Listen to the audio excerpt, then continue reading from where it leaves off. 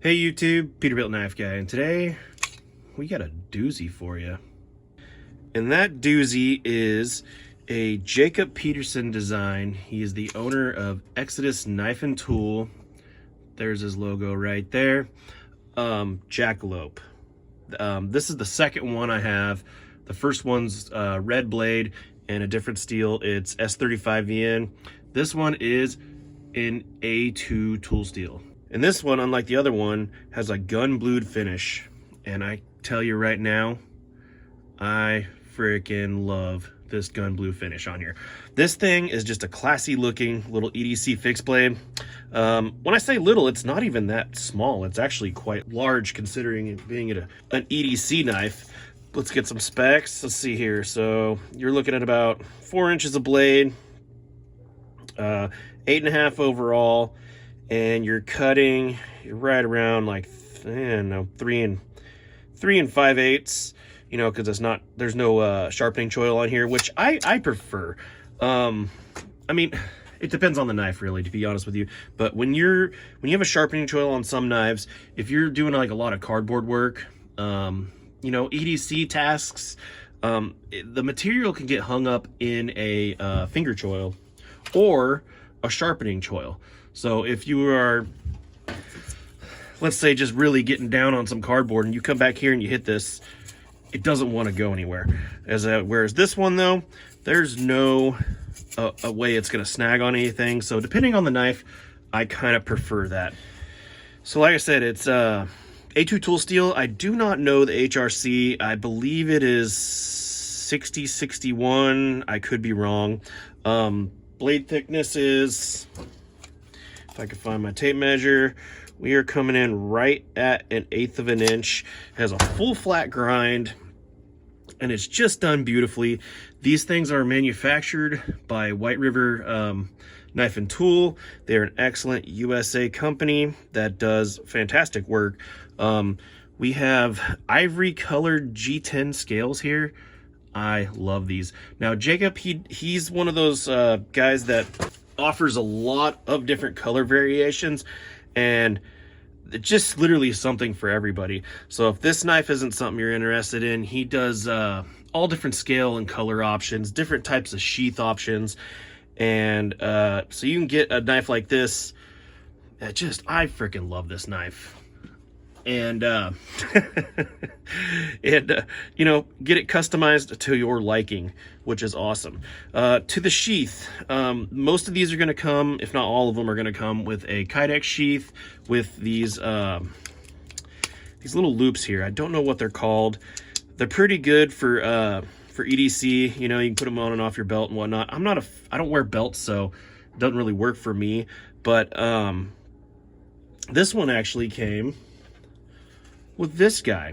This is a Spirit of the Bear Designs custom leather sheath. Now he does, if you have never checked out Spirit of the Bear, I believe he has a website, which I'll link in the description, and a Facebook page and a Instagram page, I believe, which I'll link his Instagram in there too. I don't do Facebook. But this is a sweet ass little pocket sheath, which you put it in. I mean, that just takes a knife that, I mean, it looks cool like this EDC wise, yeah, that's cool, but then it just, with this guy, the Spirit of the Bear sheath, it just turns it classy in my opinion. I don't know, I love ulti clips. I run ulti clip on everything I carry. I got an ulti clip on this guy because, like I said, I don't wear belts, so I like another attachment. And this one's cool because it drops right in your freaking pocket, like such.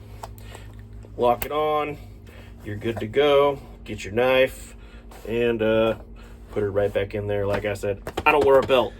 So yeah, sweet little pocket sheath, nice little ulti clip. You can flop it around either side if you want to run it left or right, and you got some height adjustment too, which is nice. I really dig this. This guy, Spirit of Bear Designs, he does some fantastic work. That is some nice thick leather, excellent riveting, just fantastic work. I like knives, like sheaths that leather sheaths that aren't sewn sometimes. I just like the rivet look. it just it just looks freaking good. Yeah. So anyways, yeah, super comfortable, super slicey, just excellent, very light EDC. Speaking of which, let's see how light it is. A knife alone, 3.4 ounces with the Kydex sheath. Now, mind you, I put this thing on here, but it doesn't weigh that much. Total, you're looking at probably 5 ounces if you take off this little doodad I put on there. And with the leather sheath option, you are looking at 6.4 ounces. So pretty light knife considering you get such a large knife. You know, it's large, but it's small at the same time. And that's what makes this thing super cool. This thing came crazy sharp out of the box. It just, they put a wicked edge on this, and it is awesome. Anyways, let's go put some use on this guy. I've been waiting to actually use this to do the review because, you know, gun blue will wear. So I didn't want to do this review having it look all funky and whatnot. All right, let's get this out of the way. Ha! Not gonna happen. But do I think I could go through it with minimal problems? Yes, but I don't want to mess up this knife. I saved the beating on knives for knives that I guarantee will win or have two of, and I don't like that much. So yeah, we're not pounding this one through a nail today. But we're gonna do what this knife was designed for. That is EDC tasks and a little bit of light firework, as in like striking a ferrocerium rod, making some feather sticks, making some kindling, stuff like that. But cardboard, it's a cardboard eater. I mean, it's super sharp, and like I said, that lack of a sharpening choil on here, some people hate that, but I actually prefer that on some knives, like I said, because it doesn't get caught. It is a cardboard monster. Very thin geometry. Start this off with a little bit of light batoning. My batoning hammer, because, you know, why not? You know, this is not a super batoning knife by no means, but to process little materials, to, you know, get down to some kindling, make some feather sticks, it is more than adequate, especially being A2 tool steel. And this fucking guy with his stupid horn just ruins every damn video I try to do. Hate that guy. He actually sells some really cool stuff, but not when I'm doing a video. It just seems to always happen when I'm doing a video. Ooh, we're getting into a knot. Oh, we're getting into a knot. Look at that. Now let's go through a knot. See what happens. No problem. No problem at all. Now let's try to make a little feather stick. Here we go. Yeah, this knife has excellent thin slicing geometry. It's funny because people don't think I understand what geometry is. Because I make fun of people who use it wrong. But I always make fun of people. They're like, this knife has good geometry. This knife has bad geometry. For what? You got to explain what for, because the same geometry that's good for this is probably bad for something you're going to chop with. You wouldn't want to put this geometry on an axe. Speaking of which, I still suck at making feather sticks. I think it's just one of those things that, I don't know. Maybe I'll get it one day. Maybe I won't.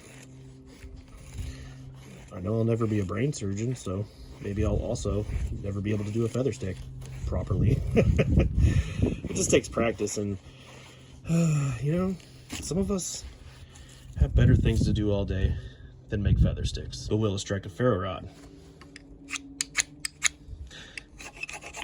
Not really. Man, I thought it would. It's not coated, but apparently these edges are just a little too round. Interesting, I thought it would. Let's put a little bit of pressure on that edge and see how well this A2 tool steel holds up.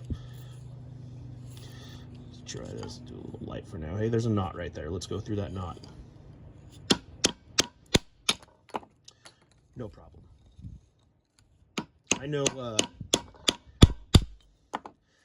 White River does excellent job on their heat treating, so if they're putting out A2, it is probably a really, really, really good A2 tool steel. Let's do it like this. I never baton like this.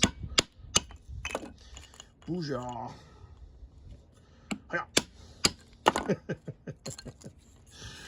Excellent. Just blast through it.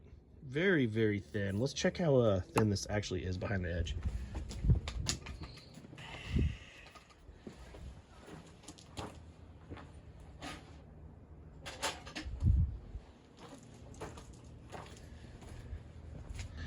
If you can see, we're looking at about 14 thousandths behind the edge, so pretty damn thin little slicey geometry right there.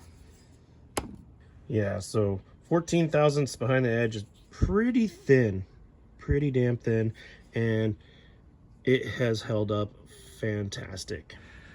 So go check out Exodus Knife and Tool. I know he has some in stock, I believe. I haven't checked, but he just recently did a drop. He does these in drops, and he does specialties. Sometimes you can get cool leather sheath options. Sometimes you get, really, like interesting colors and designs and stuff like that. And sometimes he's just got just the plain old user ones too. I will link Exodus Knife and Tool in the description. These things are just fantastic little EDCs. A lot of people call these a glorified steak knife. I mean, if steak knives came like this, I would have a fascination with steak knives. This knife is on my fast track to being 2025's, my top 10 list. I freaking love these little knives. I really do. They are great functional EDCs and made in USA, supporting local. What else could you want? Anyways, that's all I got for you today. Check out Exodus Knife and Tool. Check out Spirit of the Bear Designs. He does fantastic leather work, and just not for this, just in general. Just check him out. He is a very, very talented person, and when it comes to leather, his stuff is top notch. Anyways, that's all I got for you today. Thanks for watching.